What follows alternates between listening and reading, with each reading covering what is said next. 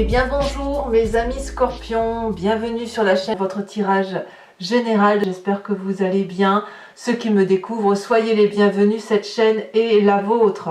Alors mes amis scorpions, ce que l'on a dans votre tirage, c'est la carte de la mort inversée, la lune, nous avons aussi la star, nous avons le roue de la fortune, ça fait quand même 4 arcanes majeurs, et ce qui m'interpelle moi, c'est la reine et le roi de pentacles inversés. Ça semble dire quand même que on est un petit peu détourné de ses valeurs habituelles, un petit peu détourné de sa zone de confort.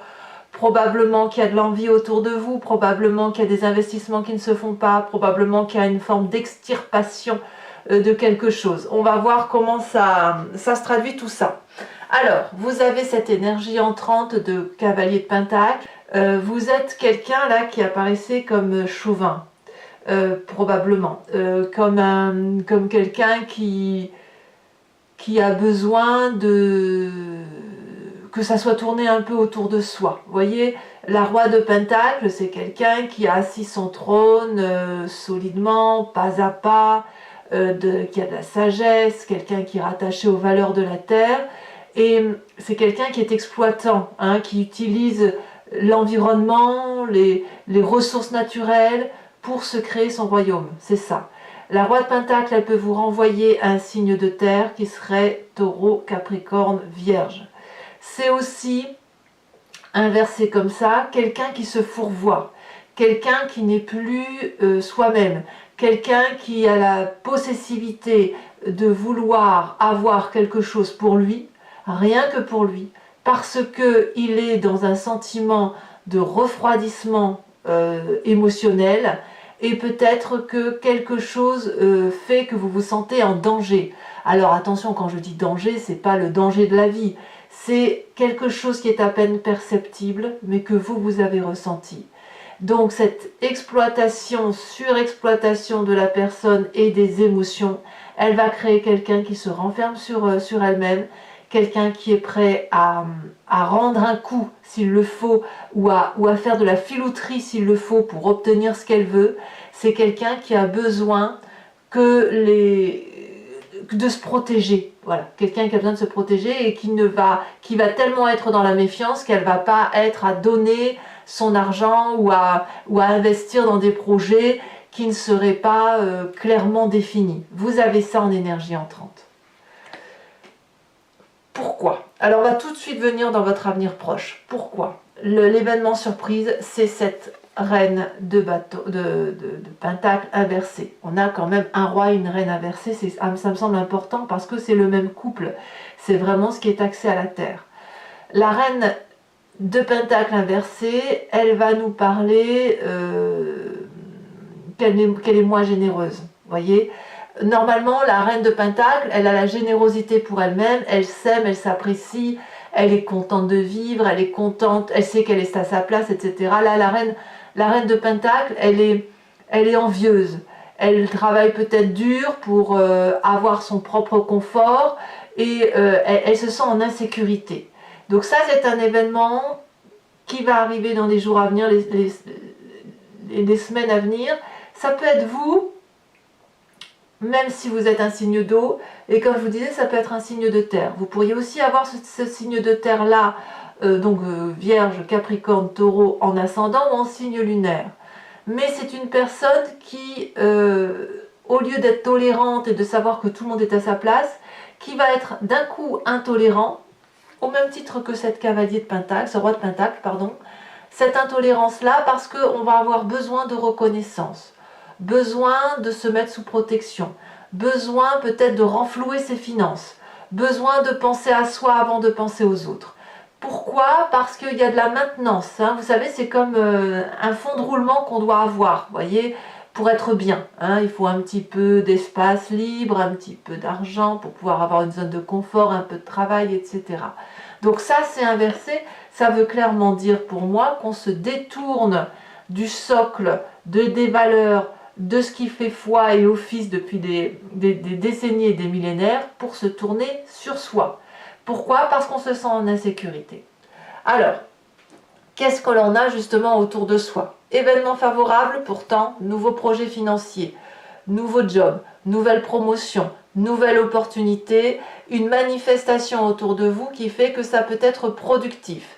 C'est du favorable, c'est-à-dire c'est la stabilité qui arrive quand bien même vous devriez investir financièrement. Si vous devez faire un emprunt et que vous vous sentez comme ce roi et cette reine de Pentacle à ne pas vouloir dépenser un iota, eh bien quelque part on va vous dire c'est dommage parce que c'est une bonne opportunité.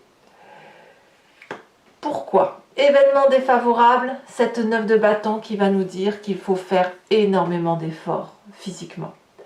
C'est dur, voilà. Vous êtes arrivé à un point de votre vie où vous avez une assise stable, sociablement parlant et financière. Investir sur quelque chose qui est douteux ou qui n'est pas suffisamment probant à vos yeux, et c'est vous demander beaucoup d'efforts pour arriver au succès. Alors, j'ai même l'impression que ce que l'on vous propose dans l'environnement sur ce nouveau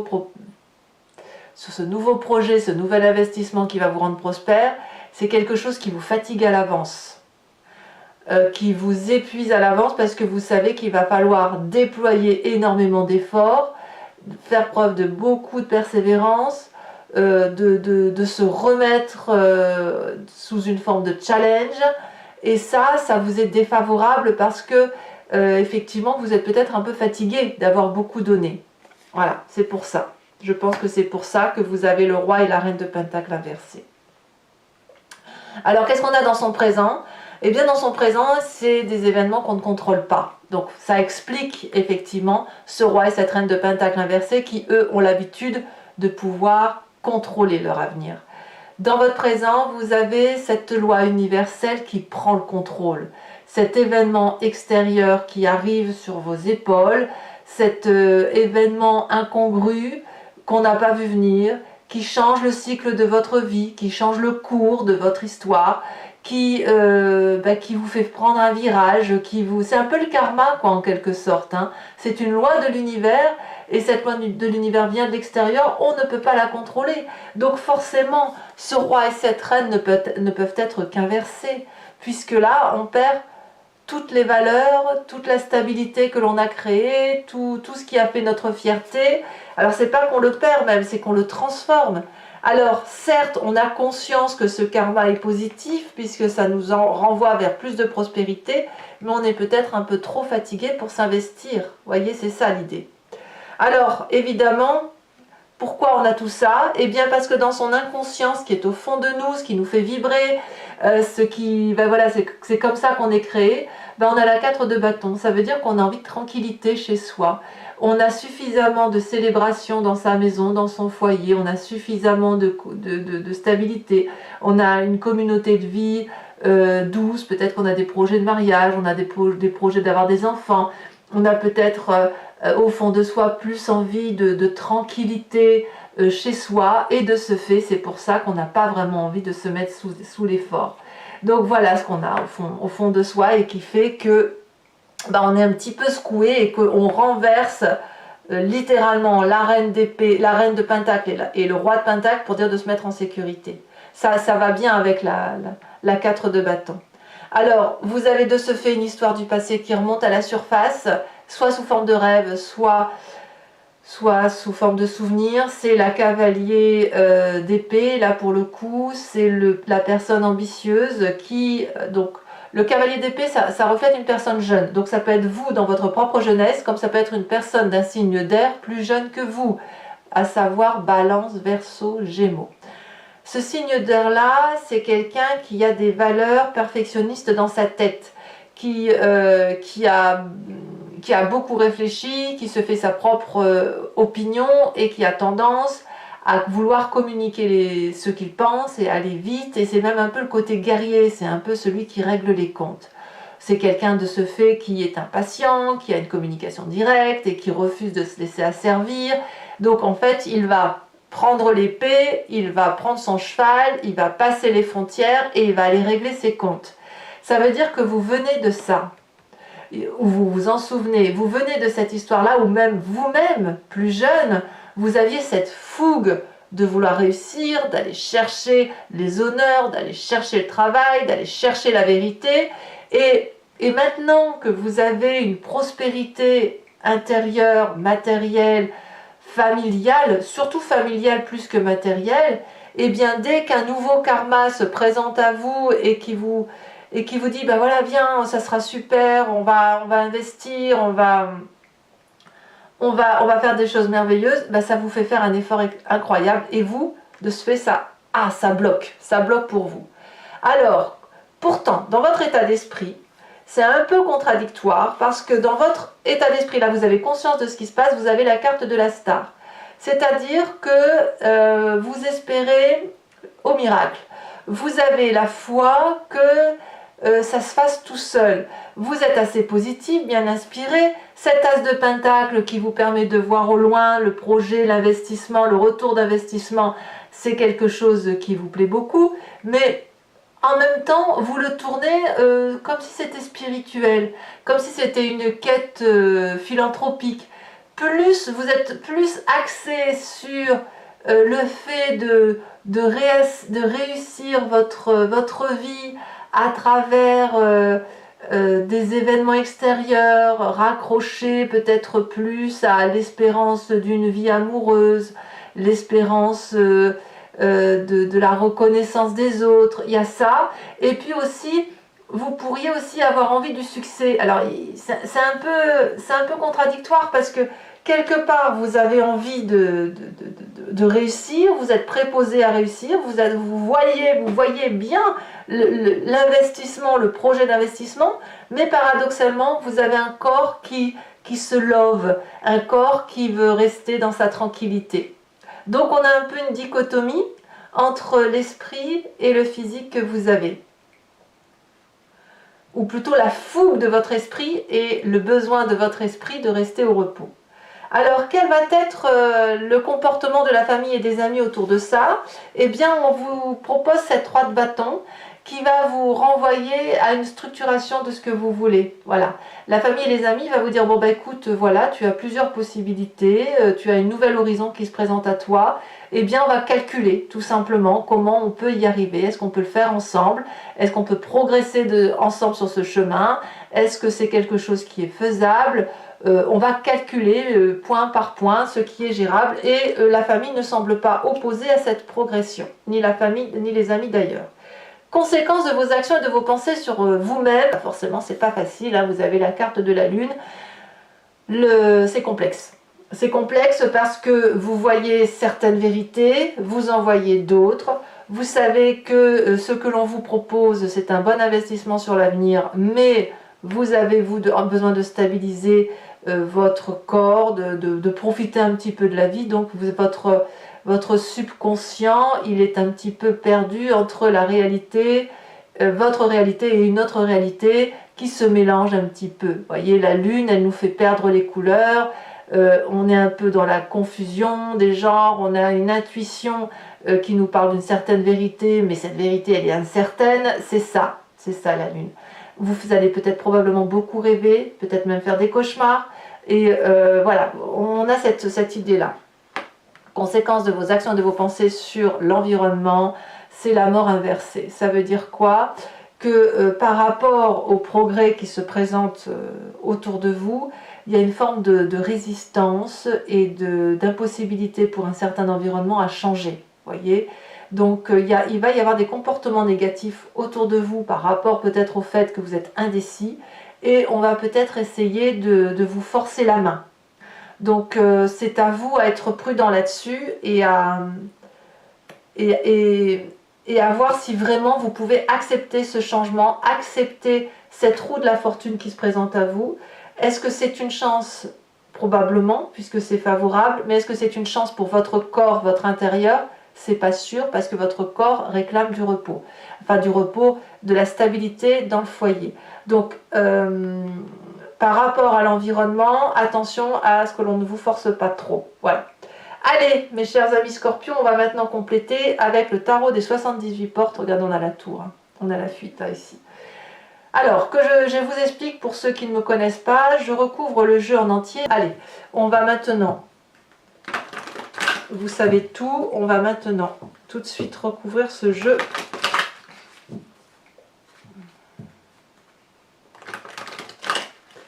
Ouais, moi j'ai l'impression quand même que vous avez tellement tergiversé que des personnes vont essayer de vous forcer la main à aller dans un sens plus que dans un autre. En fait, vous vous sentiez peut-être un petit peu en danger par rapport... on va voir ça hein, avec l'approfondissement. En tout cas, ce sera le titre sur YouTube, je pense. Ah, le soleil. C'est une bonne carte, ça.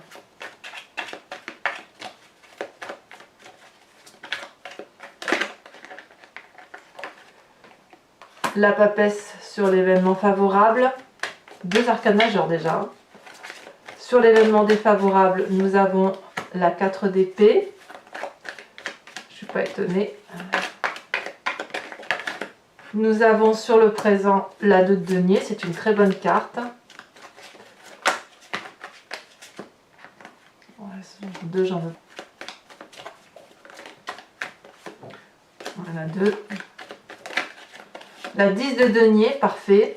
Voilà, je comprends bien votre passé là. Le futur proche, très proche sur la semaine, la vallée de coupe. Sur l'état d'esprit, la 8 de bâton.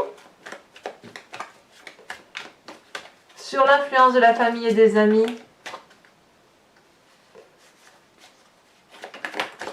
La 6 d'épée. Alors elle s'était retournée hein, tout à l'heure dans le tirage, donc elle ressort, ça voulait dire vraiment qu'elle voulait sortir. Nous avons regardé la mort pour vous, enfin la mort, attention la mort, c'est symbolique, hein, c'est pas la mort physique.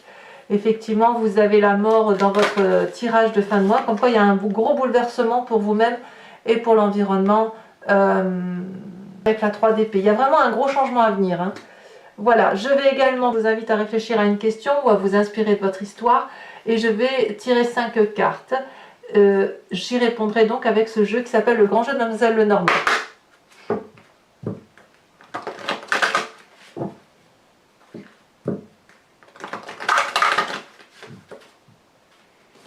Allez, 5 cartes pour mes amis scorpions. Nous avons ici la 3 de pique.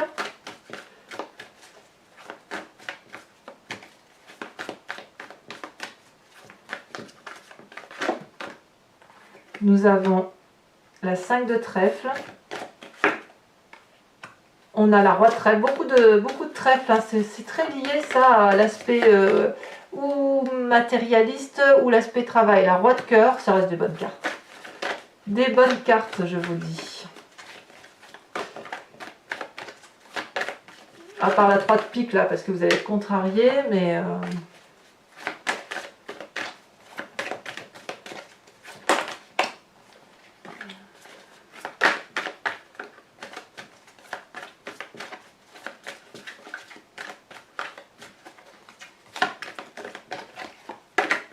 Et nous avons la 9 de pique. Allez, je vous tire également des cartes OH pour chacun des décans. Cartes support, cartes socle sur lesquelles on va voir un peu la grande ligne, la grande tendance. Et je ferai la lecture sur Vimeo.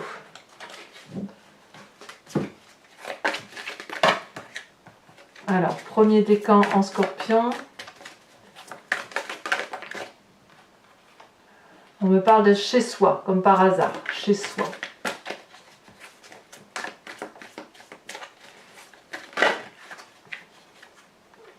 Aller, comme aller de l'avant peut-être. Et troisième carte, socle. On me parle de détruire. Ouf. Ensuite, les cartes support.